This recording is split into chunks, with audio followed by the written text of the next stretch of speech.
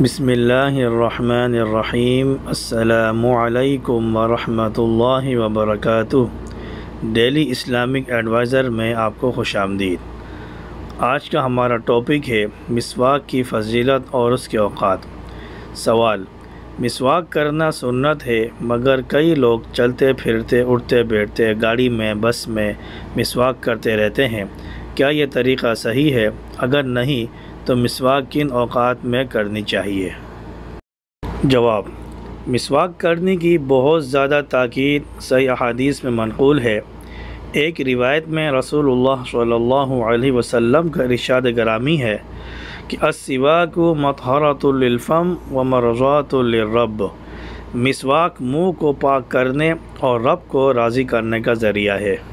اور ایک روایت میں جسے اکثر محدثین نے روایت کیا ہے، رسول اکرم صلی اللہ علیہ وسلم کا یہ ارشاد گرامی ہے: اگر مجھ سے اپنی امت پر مشقت کا ڈر نہ ہوتا تو میں انہیں ہر نماز کے وقت مسواک کرنے کا حکم دیتا، یعنی اسے واجب و ضروری قرار دیتا۔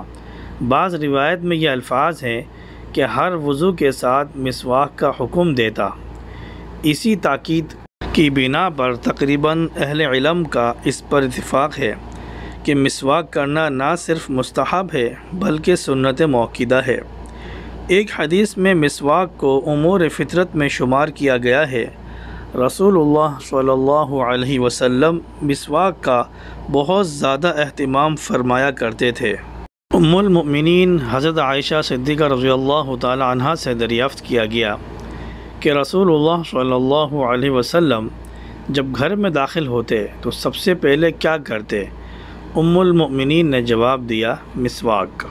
اسی طرح روایات سے معلوم ہوتا ہے کہ نیند سے بیدار ہونے کے بعد بھی آپ مسواک فرماتے تھے۔ علامہ شوکانی رحمۃ اللہ علیہ نے نیل الاوطار میں امام نووی رحمۃ اللہ علیہ کے حوالے سے لکھا ہے کہ مسواک کرنا تمام اوقات میں مستحب ہے، لیکن 5 وقتوں میں اس کا استحباب زیادہ ہے، یعنی ان اوقات میں اس کا اہتمام زیادہ کیا جانا چاہیے۔ نمبر 1، نماز کے وقت چاہے نماز پڑھنے والے نے پانی سے پاکی حاصل کی ہو یا مٹی سے، یا وہ پاکی ہی حاصل نہ کر سکا ہو، جیسے وہ شخص جو نہ پانی پائے اور نہ تیمم کے لیے مٹی۔ نمبر 2، وضو کے وقت۔ نمبر 3، قرآن کی تلاوت کے وقت۔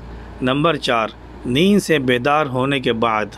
نمبر 5، تغیر فم یعنی منہ کی حالت بدلنے اور اس میں بو پیدا ہونے کے بعد، اور تغیر فم چند اسباب سے ہوتا ہے، اس میں یعنی طویل وقت تک کھانا پینا چھوڑ دینا، یا ایسی کوئی چیز کھانا جس کی بو ناپسندیدہ ہو، یا بہت دیر تک خاموش رہنا، اور اسی طرح اس میں کثرت کلام بھی شامل ہے۔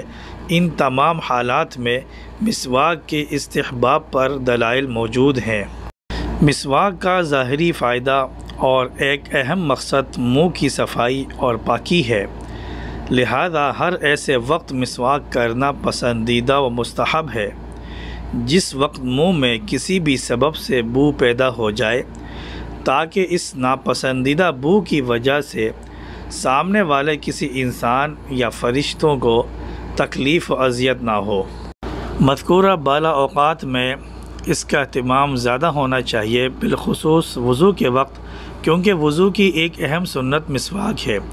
نبی کریم صلی اللہ علیہ وسلم کی مسواک کے سلسلے میں سخت ترین تاکید کے باوجود اکثر لوگ اس سے غافل ہیں اور اس کا اہتمام نہیں کرتے۔